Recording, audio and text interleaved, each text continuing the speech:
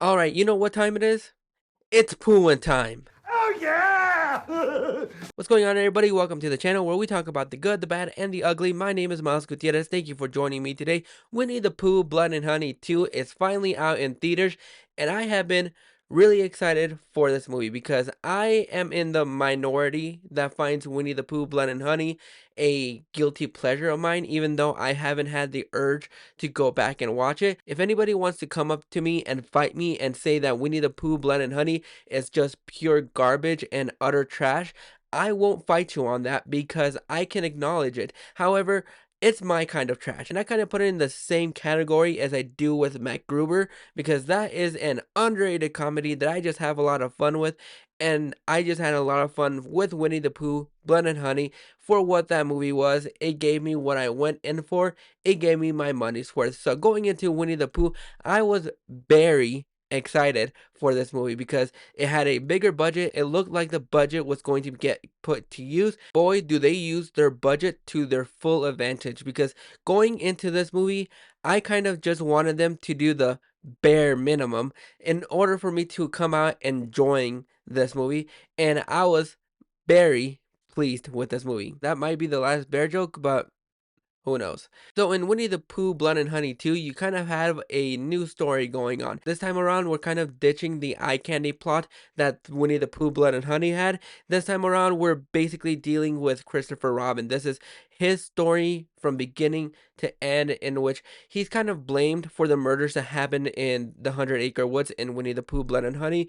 And everybody thinks he is a murderer. Everybody doesn't believe that there are creatures out in the woods killing people, and so he kind of is an outcast in here. And that's basically the general premise for this movie because Pooh, Owl, Tigger, Piglet kind of feel like side characters to here to fill out that blood and gore aspect of this movie. On one side, I think it works. On other times, you just kind of want a little bit more of them because when we get Pooh and Piglet and Owl and Tigger just going out and killing people, that is where the movie gets exciting, and that is what you paid for. They amp up the violence in here, in which they kind of get a little bit more creative than they did in the first movie. So I appreciated that they were able to get a little bit more creative on the killing side because this movie just goes out with a lot of the gore. I love how Pooh uses his bear trap to his full advantage, and it's not just like a one-time thing. He uses it throughout the entire movie. So whenever he's wheeling his bear trap, you know you're probably going to get something absolutely brutal, and I absolutely love that. I wanted a little bit more blood, a little bit more gore, and that's exactly what I got. This time around, it looks a lot better. It doesn't look like a bunch of high schoolers just went into the woods and found a couple of lumberjacks and just put a mask on them in order for them to be Pooh and Piglet just killing people. I thought the way that Pooh and Piglet and Owl and Tigger looked, I thought they looked absolutely fantastic. You believe that these are monsters out in the 100 Acre Woods, and they kind of changed up the lore a little bit from what the first film did. In the first movie, it was set up that Pooh and Piglet are basically these monster creatures that kill people because they have abandonment issues that Christopher Robin just left them for a hot piece of ass. And in this movie, they kind of change it up a little bit more where it feels like Pooh and Christopher Robins are kind of dealing with the same things, and you can tell that the first movie does not exist in here because I believe this is about a year after the first film. So it's kind of taking place in real time, and he does not acknowledge his girlfriend that got killed in the 100 Acre Woods. To him, she is just like absolutely gone from his subconscious. He now has a new girlfriend in here, and just the little family dynamics that he has with his family, I really enjoyed. And I thought they put a little bit more care into the characters here in order for us to get a little bit more behind it.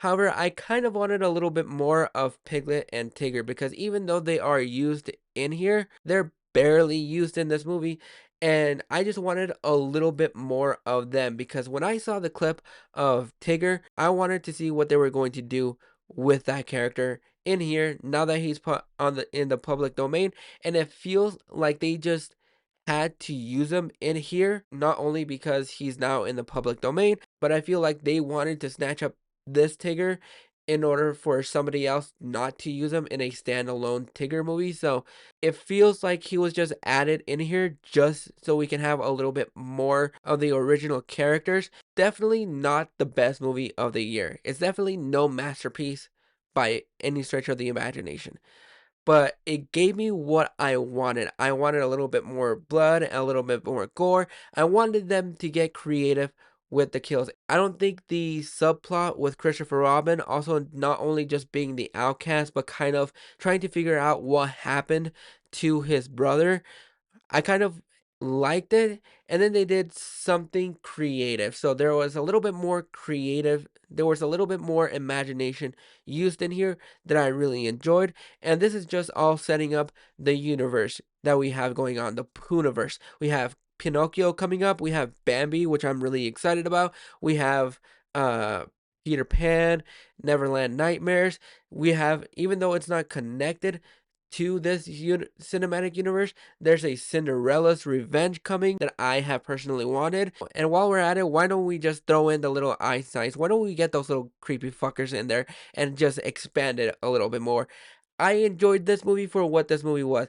It definitely is an improvement over the first movie, and it definitely has a lot more things going for it. It has a little bit more blood and gore, so if that's exactly what you want from this movie, then you're probably going to enjoy this movie a lot more than the first one. And if you have not seen the first one but have been curious about what the cinematic universe is going to be, you don't have to watch the first movie in order to understand what's going on in here, because they pretty much fill you in throughout the entire movie, and it just feels like that first movie was more of a proof of concept in order for them to expand this universe. But overall, I'm going to go ahead and give Winnie the Pooh Blood and Honey 2 a 5.5 out of 10. Definitely an improvement over the first movie. Definitely has a little bit more creative kills here and there. Just wanted a little bit more of Tigger and Piglet, but I really enjoyed it. I'm definitely going to be there for Bambi the Reckoning. But let me know down in the comments what you thought of the movie, if you have checked it out, or if you have